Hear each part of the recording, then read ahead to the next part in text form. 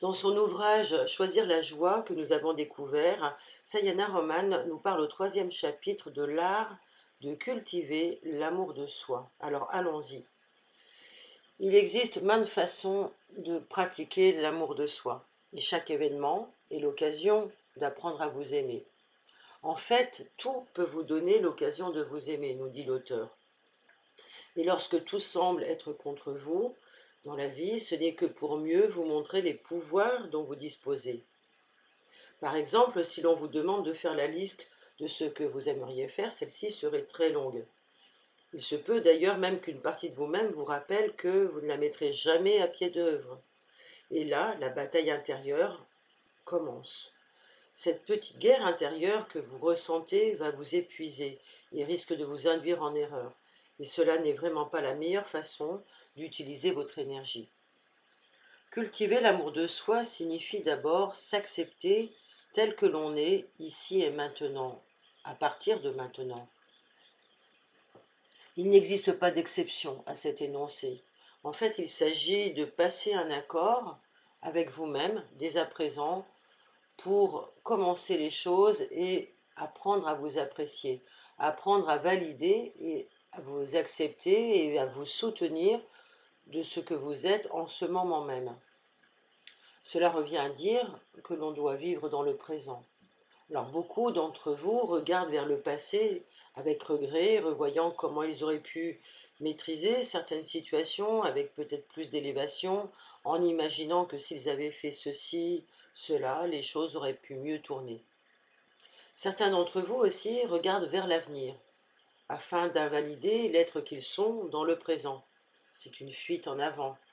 Le passé peut vous aider et si vous vous souvenez uniquement des moments de succès, cela va créer alors une mémoire positive.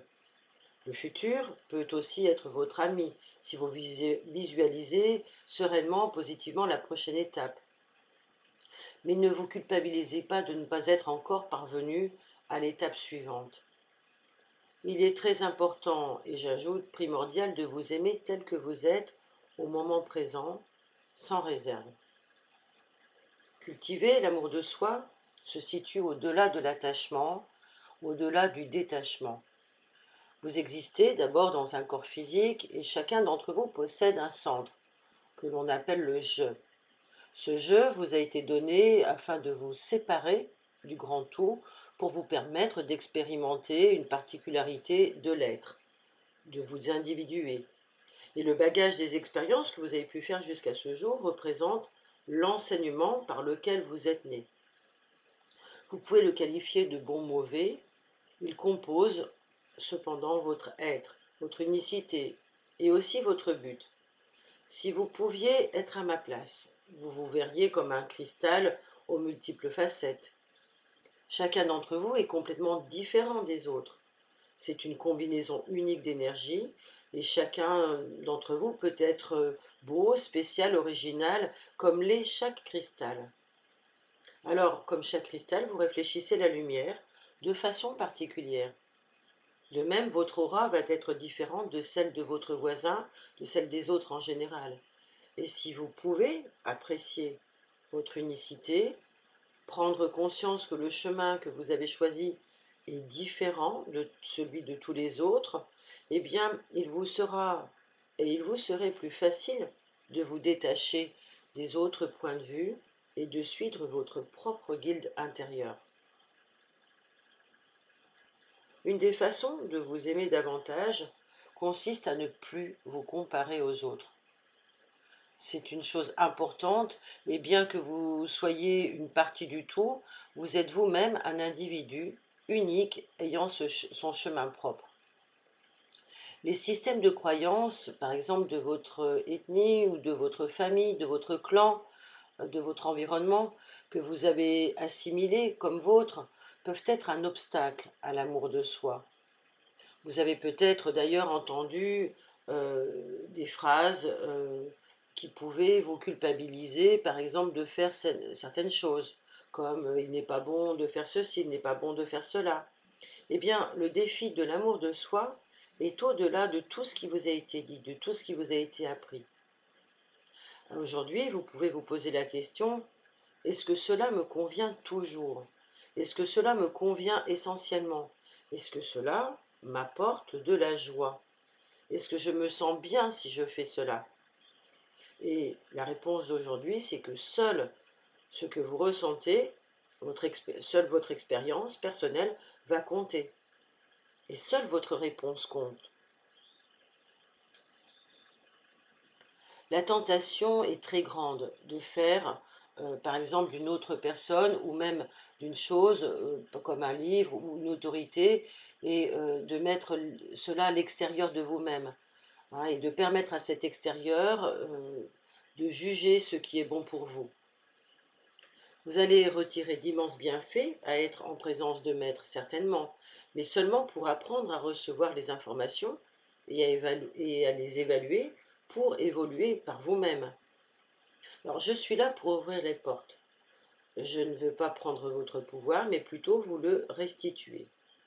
Lorsque vous êtes en présence d'un maître ou auprès de toute autre personne à laquelle vous conférez une certaine autorité dans votre vie, cela peut être un ami, cela peut être une personne dans votre entourage professionnel, questionnez-vous et écoutez-vous avec beaucoup d'attention. Écoutez-le, questionnez-le avec beaucoup d'attention aussi, ce qu'ils ou elles peuvent dire. Vous pouvez prendre ces affirmations pour la vérité, et il est important quand même de vous demander si ce qu'il dit, ce qu'elle dit est vrai uniquement pour lui, pour elle, ou si cela vous convient à vous aussi. Cultiver l'amour de soi, c'est aussi se libérer de la culpabilité. Cette société, vous le savez tous, est lourde de culpabilité. La plupart des rapports entre les êtres émanent déjà du plexus solaire, qui est notre centre de pouvoir à partir duquel chacun peut se persuader, se convaincre, se contrôler et manipuler. Aimer le soi, avec un grand S, signifie sortir de ce genre de relation. Alors à cette fin, vous aurez soin de vous affranchir de la culpabilité. Cela fait partie du chemin. Si vous ne jouez pas le même jeu que ceux qui vous entourent, vous pouvez percevoir qu'ils se sentent trahis. Ils veulent que vous pensiez, que vous agissiez conformément à leur image. Alors ils vont tenter de prendre le pouvoir sur vous par la culpabilisation. Et cela se joue aussi bien dans la sphère familiale. Et bien souvent, les parents ne connaissent pas d'autres moyens de contrôler les situations. Et ils utilisent la culpabilisation. Ce sont nos premiers maîtres en culpabilité. La colère, parfois, est utilisée aussi. Et ces mêmes parents peuvent priver leurs enfants de leur amour en les dominant. Donc lorsque vous vous sentez fort et responsable dans votre vie, vous pouvez rester centré sur votre cœur. Et lorsque vous manquez d'assurance, vous pouvez aussi ressentir le besoin de manipuler et d'engager des luttes de pouvoir pour obtenir ce que vous désirez. Eh bien, vous pouvez aussi penser que vous devez des excuses pour votre comportement, ou que vous devez encore mentir pour vous protéger de la susceptibilité des autres personnes, pour ne pas leur faire de la peine, par exemple. Mais en agissant ainsi, vous ne vous aimez pas, vous ne vous respectez pas. Au contraire, vous envoyez à votre subconscient le message que vous n'êtes pas assez bien pour que les autres puissent vous accepter tel que vous êtes. Alors que si vous désirez rester libre, il est important de ne pas être dans la manipulation, de ne pas donner aux autres l'occasion de vous manipuler, mais plutôt de leur donner la liberté de vous accepter comme vous êtes. Au début, vous aurez peut-être l'impression d'avoir perdu un peu du contrôle de la situation, voire même de l'amitié ou d'un certain type de rapport avec les autres. Mais si vous permettez aux autres de faire ce qu'ils désirent au plus profond d'eux-mêmes, de leur vie, vous allez créer entre vous et ces mêmes autres un nouveau seuil de relation, un nouveau seuil par l'honnêteté, par l'amour, qui serait réalisable si vous aviez le courage total d'abandonner ce désir de tout contrôle. Alors vous pourrez apprendre à être détaché aussi de la réaction des autres personnes et de vos propres émotions, si elles vous éloignent de votre centre de clarté et de votre centre intérieur de sérénité. S'aimer soi-même signifie s'affirmer avec compassion. Lorsque vous êtes disposé à vous montrer aux autres tels que vous êtes réellement, vous permettez aux autres de se montrer tels qu'ils sont. Et cela, ils le sentent et ils sont attirés par cela aussi. Donc les jugements représentent des obstacles à l'amour de soi, les jugements que vous avez envers vous-même et que vous avez envers les autres. Donc chaque fois que vous vous jugez ou que vous jugez quelqu'un, vous séparez. Lorsque vous exprimez certaines opinions sur les autres, lorsque vous vous dites en regardant une personne, celle-ci semble par exemple paresseuse, nulle, ou elle porte des vêtements qui sont trop moches, etc., vous créez le message dans votre subconscient que ce monde est un endroit où il est préférable d'agir selon une certaine manière pour être accepté d'une part, et aussi qu'on ne peut pas convenir, que ce que l'on peut être peut ne pas convenir. Donc tout ça c'est en rapport avec un jugement que finalement vous allez finir par attirer à vous-même. Donc vous imprimez dans votre subconscient le message que vous ne pouvez pas être accepté ou que vous ne pouvez l'être que dans certaines conditions. Donc cela mène tout droit à un dialogue intérieur d'autocritique. Donc lorsque vous critiquez les autres et que vous surprenez à les critiquer, cela veut dire que vous êtes en vous-même avec un dialogue intérieur inconscient d'autocritique. C'est très important d'en prendre conscience car cela va attirer à vous beaucoup d'images négatives en provenance du monde extérieur et en émettant ces images, vous allez créer un chemin qui ne permettra pas aux autres d'être en bonne relation avec vous et ce propre chemin va être jonché de difficultés pour vous-même. Donc regardez les messages que vous envoyez aux autres personnes et que vous vous envoyez à vous-même indirectement. Regardez-les et acceptez-les avec un cœur plein d'amour, sans les critiquer ni les ressasser. Comprenez ce qui se joue. Maintenant, regardez les autres et acceptez de les regarder avec un cœur plein d'amour, sans les critiquer non plus, sans les rabaisser, et voyez si vous pouvez leur sourire. Est-ce que vous pourriez les considérer comme des amis et leur permettre de se sentir en accord avec eux-mêmes?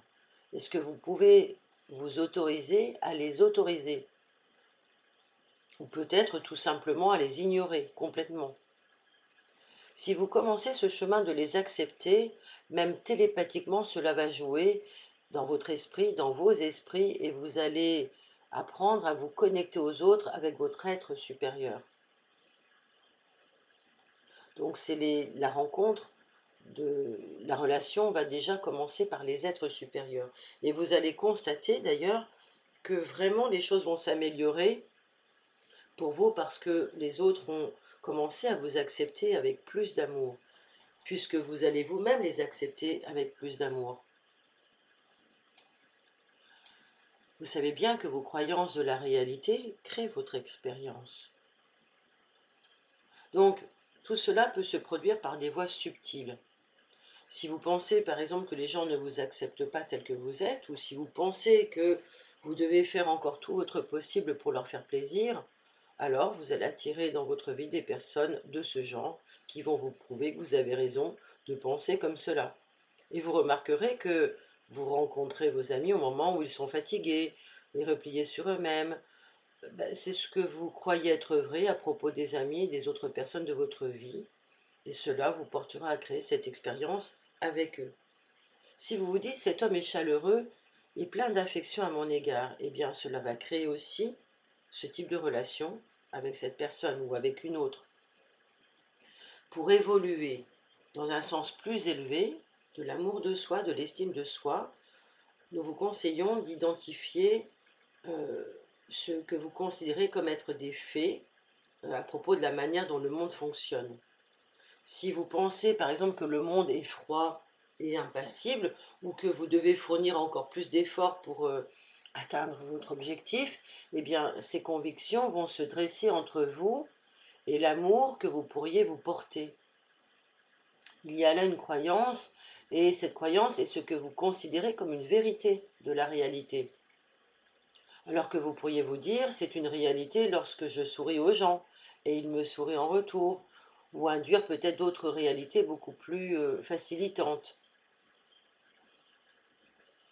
Avec une croyance, vous pouvez choisir la façon subconsciente de faire une chose ou pas vis-à-vis des autres personnes. Exemple pour le sourire, si vous pensez que sourire va vous rendre plus heureux et que vous adressez ce sourire aux personnes et elles seront en mesure aussi, elles, de vous sourire. Et vous ne verrez que des gens souriants autour de vous.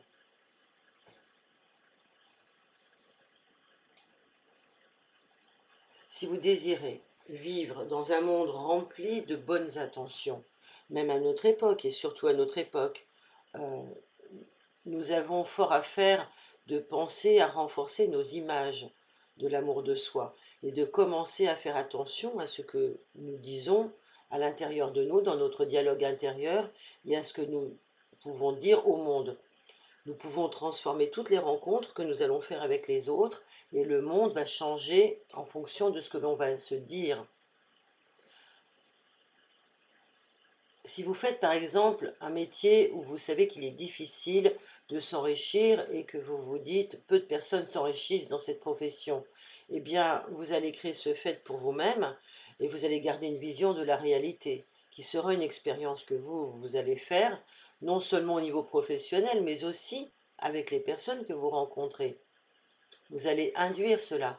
Donc tout ce que vous devez faire, c'est transformer peut-être vos attentes, mais aussi comprendre que grâce à ces attentes, vous allez faire l'expérience d'un monde différent. Parmi les qualités de l'amour de soi se trouve le pardon. Certains d'entre vous s'accrochent encore à des souvenirs en ressentant toujours de la colère, du ressentiment. Ça peut devenir même une irritation qui se retourne contre nous, tout en étant dirigé vers une autre personne qui nous maintient ou qui semble nous maintenir à un niveau si bas. Mais c'est la colère qui nous maintient à un niveau si bas.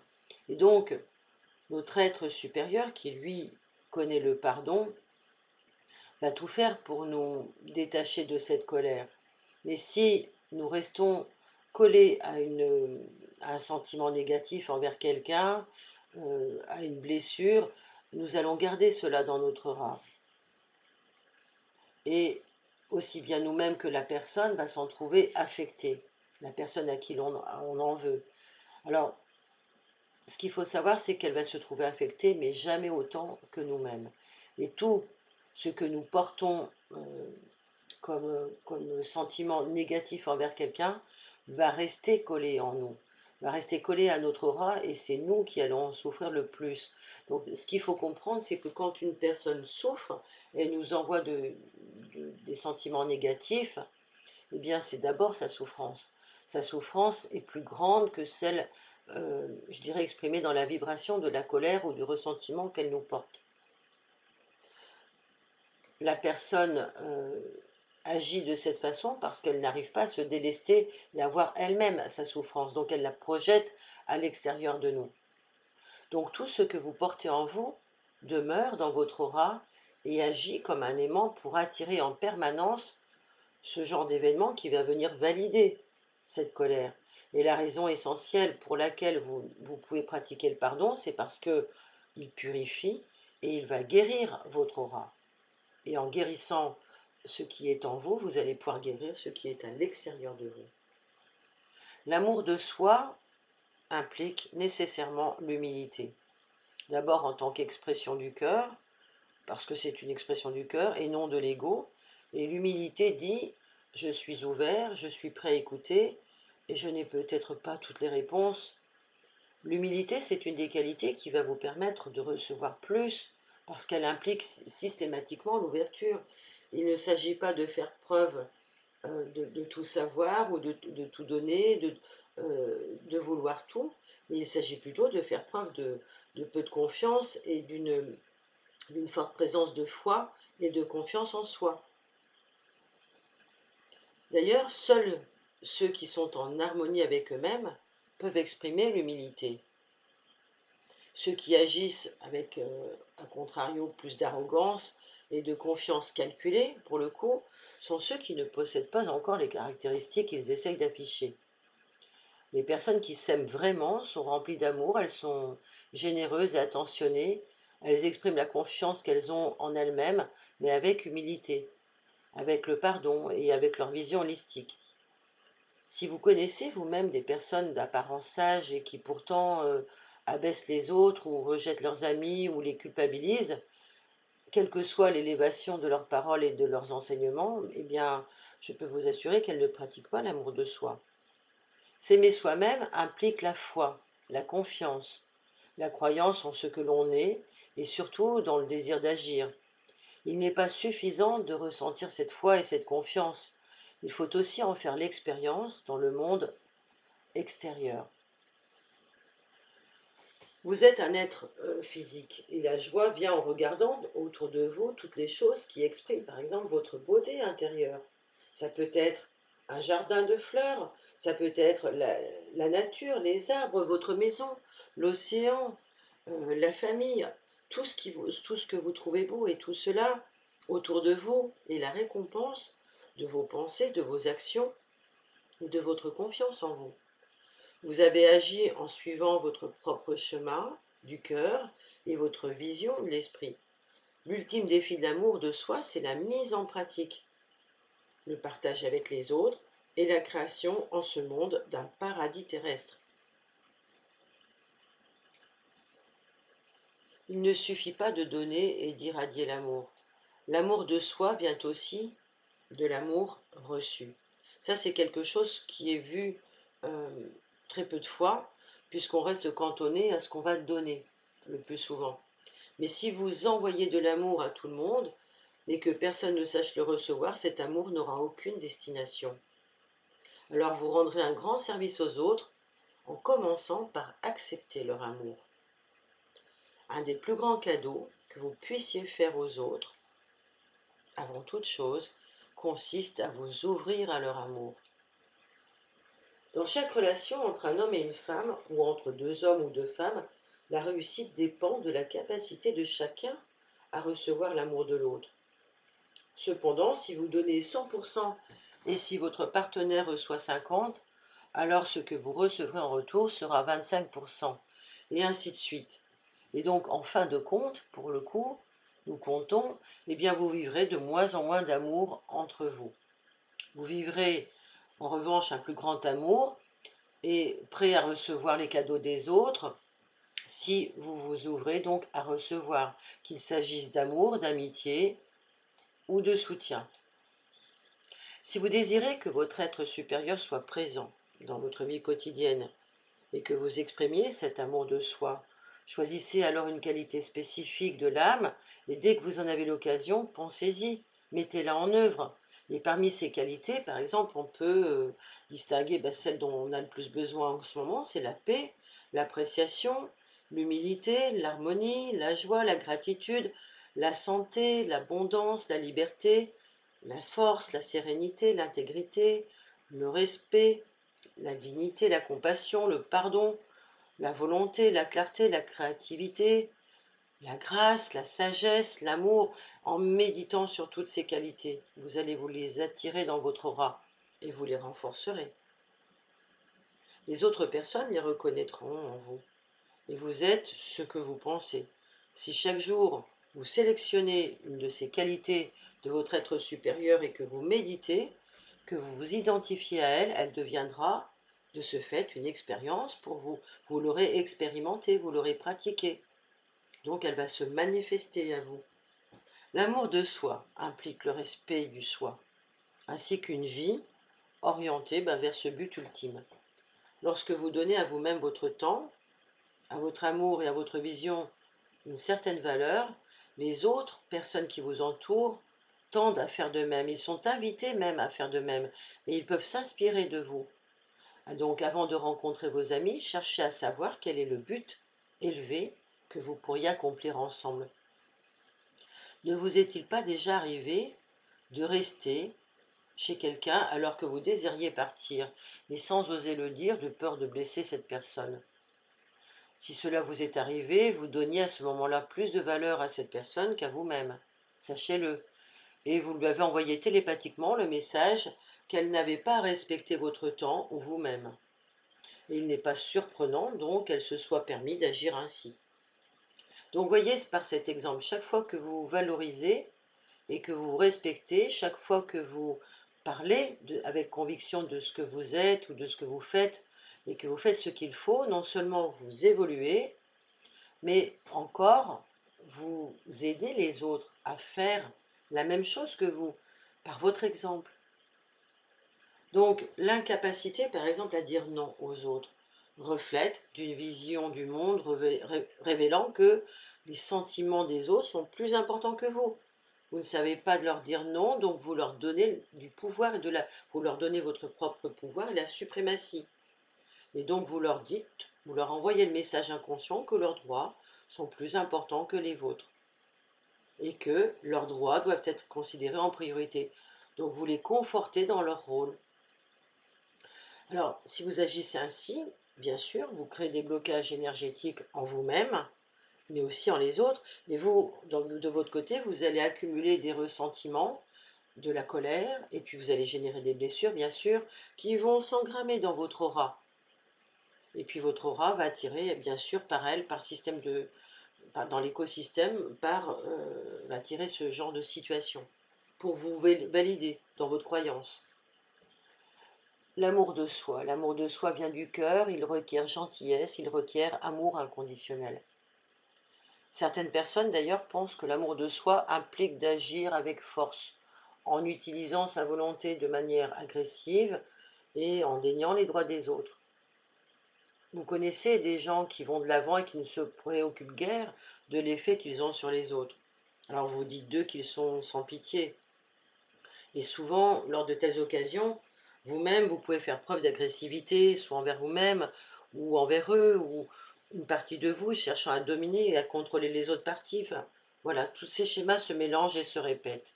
Et quelquefois, la volonté agit comme si elle était l'ennemi, essayant de forcer, de diriger ou de vous faire accomplir certains actes.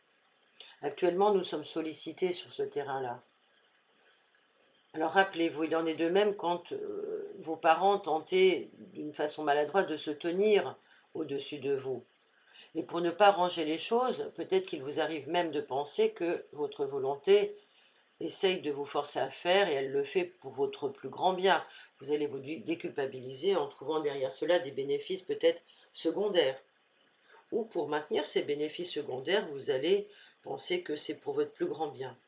Alors, lorsque vous passez votre temps à vous reprocher, par exemple, de ne pas être ceci, cela, on va prendre l'exemple d'être organisé, ou de ne pas avoir commencé quelque chose que vous auriez tardé à entreprendre, c'est un exemple. Eh bien, vous pouvez avoir une liste sans fin des choses que vous deviez faire et vous vous sentez coupable de ne pas les avoir encore faites. Vous savez, les fameuses to-do list qui pour certains fonctionnent et qui pour d'autres ne fonctionnent pas du tout. Eh bien, voyez ce qui vous donne le bon droit dans votre volonté et qui vous met dans l'erreur. Dans ce cas, vous pouvez utiliser votre volonté contre vous-même. Il se peut que votre être supérieur ait créé des résistances pour que vous puissiez les voir et que vous puissiez voir que ces résistances vous empêchent de faire les choses que vous désiriez faire. Si la liste est longue et que vous n'avez coché que quelques-unes des choses, eh bien ça veut dire qu'il y a des résistances.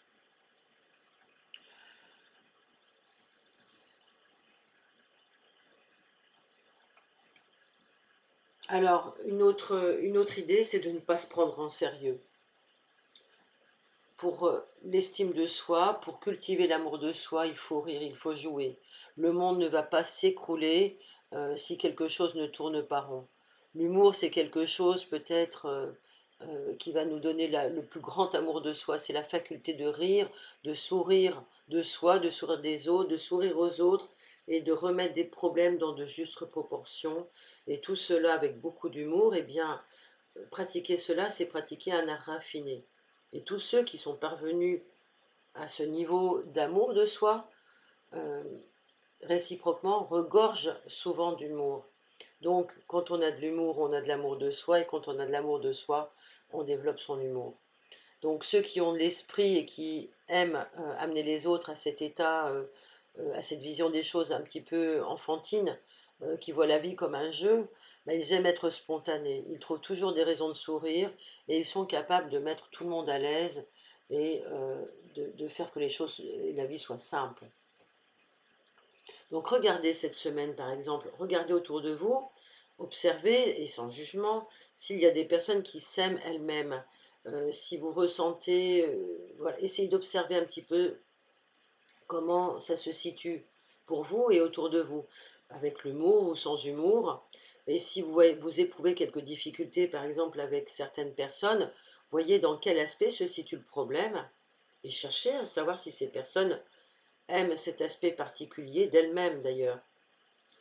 Si vous le pouvez, envoyez-leur de la compassion, votre compassion, afin de les aider pour leur plus grand bien, et soyez heureux de l'amour que vous leur envoyez. Cet amour va vous revenir pour votre plus grand bien. Pour terminer, voyons quelques exercices fort utiles pour cultiver l'amour de soi. Donc, vous pouvez reprendre votre petit cahier et noter comment vous pouvez savoir si vous pensez ou agissez avec amour à votre égard. Notez-le. Comment pouvez-vous savoir si vous pensez avec amour à votre égard et comment vous agissez avec amour à votre égard? Laissez quelques pages blanches pour répondre à cette question. Ensuite, une autre question serait de vous demander comment serait demain si vous agissiez toujours à travers des actes d'amour envers vous-même. Et cette question-là est fort intéressante. Elle vous permet de co-construire, d'imaginer votre futur, de faire venir le futur d'amour pour vous, dès demain. Comment serait demain si vous agissez toujours à travers des actes d'amour envers vous-même? Une avant-dernière question, à quoi ressembleraient vos actions si vous vous aimiez vraiment au niveau de votre corps physique, de votre relation d'amour avec votre partenaire, de votre travail et de votre carrière?